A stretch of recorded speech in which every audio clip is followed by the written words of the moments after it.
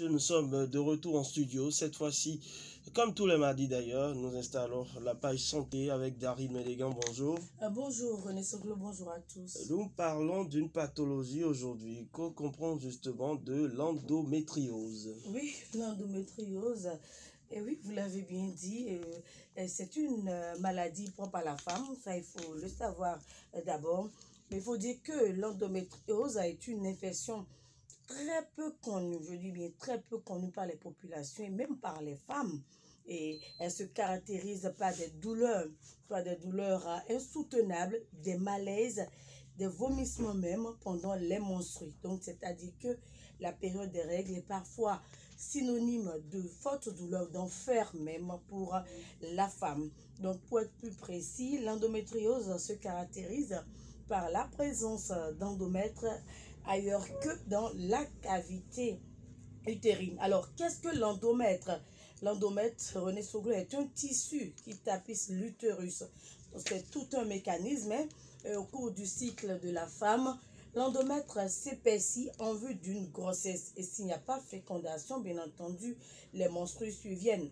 Mais chez la femme qui a de l'endométriose, alors les cellules vont remonter et migrer au niveau des trompes. C'est un bouleversement total au niveau des appareils génitaux féminins. Alors, l'endométriose est donc liée à la survenue des règles d'office des menstrues. C'est pourquoi la plupart des gynécologues conseillent à leurs patientes de vite tomber enceinte, parce que dès que la femme tombe grosse, il y a une cessation des menstrues. Donc, pendant 9 bons mois, elle sera à l'abri des douleurs. Mais attention, après la maternité, ça reprend. Donc, les menstrues reviennent et les parois de l'endomètre subissent encore les mêmes bouleversements. Alors, l'origine de ce mal est encore méconnue par la médecine, vous nous dites, mais il existe des facteurs de risque. Oui, parce que jusqu'à présent, l'origine de cette pathologie est méconnue par la médecine moderne. Mais néanmoins, il existe des facteurs de risque. Alors, pour ce qui nous concerne ici, surtout en Afrique, il faut dire que le risque de développer une endométriose est grand chez certaines catégories de femmes. Les femmes qui ont des cycles menstruels vraiment courts et des règles abondantes. Lorsque votre cycle menstruel est vraiment court, des cycles menstruels irréguliers, dit-on, et lorsque vous êtes en menstrues, vous saignez abondamment. Et les femmes aussi qui n'ont pas eu d'enfants sont exposées à cette maladie. Les femmes qui utilisent une contraception orale ont un risque moins d'être touchées donc par cette maladie. On ne dit pas ou on ne facilite pas la chose, on ne dit pas aux femmes donc d'adopter une méthode de contraception orale, mais le risque est vraiment moins lorsque ces femmes-là prennent ces contraceptions orales. Alors, vous nous dites également ce matin que l'endométriose peut conduire à l'infertilité chez la femme. Oui, malheureusement René, l'endométriose peut entraîner l'infertilité chez la femme.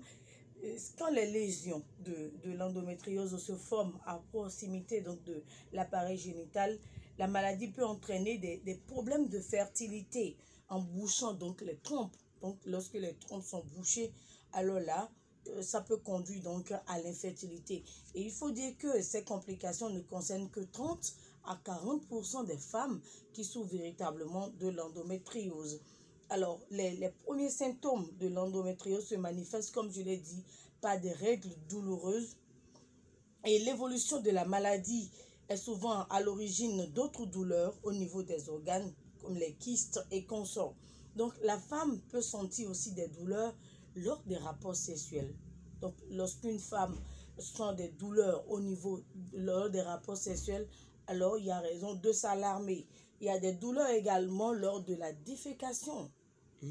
Oui, parce que je dirais l'endométriose agit également sur le rectum et même sur l'anus. Donc ça peut créer donc des douleurs lors de la défécation, lorsqu'elle urine également. Donc elle peut sentir également des crampes, des constipations donc, à tout moment. Et les symptômes peuvent être variés selon les femmes et la localisation justement de la douleur. Donc la douleur est synonyme, est le signe donc clinique le plus marquant. Existe-t-il de traitements pour soulager la peine de ces femmes atteintes du mal? Bon, il n'existe pas actuellement un traitement pour guérir cette pathologie. On peut atténuer les effets, mais pas la guérir. Donc, on peut soulager les douleurs grâce à une prise en charge médicamenteuse. Donc, la femme traîne la maladie, je dirais, à vie. Donc, lorsque vous souffrez de l'endométriose, alors là, vous la traînez à vie, de la puberté jusqu'à la ménopause. Donc, c'est une maladie gynécologique et très mystérieuse qui ne se révèle pas des douleurs, je l'ai dit. Mais avec un traitement médicamenteux, les gynécologues ralentissent au fait l'évolution de la maladie dans le but donc d'améliorer la fertilité chez la femme, les jeunes femmes surtout, parce que lorsque vous êtes une jeune femme, on peut vous soumettre à un traitement médicamenteux qui vous permettra donc quand même de connaître la joie de la maternité. L'endométriose, voilà, cette pathologie dont nous avons parlé ce matin. Merci à vous, Il ne faut pas oublier le coronavirus, bien entendu, qui fait ravage sur la planète, et les mesures ou les règles de barrière sont toujours primordiales donc à respecter. Et ces gestes de barrière, vous pouvez les rappeler très rapidement? Ah oui, il faut se couvrir la bouche et le nez avec un masque médical, un mouchoir en papier ou le creux du bras lorsqu'on tousse ou lorsqu'on éternue. Donc, et on jette le mouchoir par exemple après l'utilisation. Éviter tout contact étroit et nous protéger avec des personnes ayant la fièvre, la toux, et consulter le médecin en cas de fièvre et de difficultés respiratoires. Donc, en cas de maladie pendant le voyage, informer donc le conducteur, éviter tout contact direct avec les animaux vivants. Merci à vous, Daryl Mélégan. On retrouve mardi prochain pour un autre numéro de la page santé. On va vous raccompagner à travers l'entretien du jour.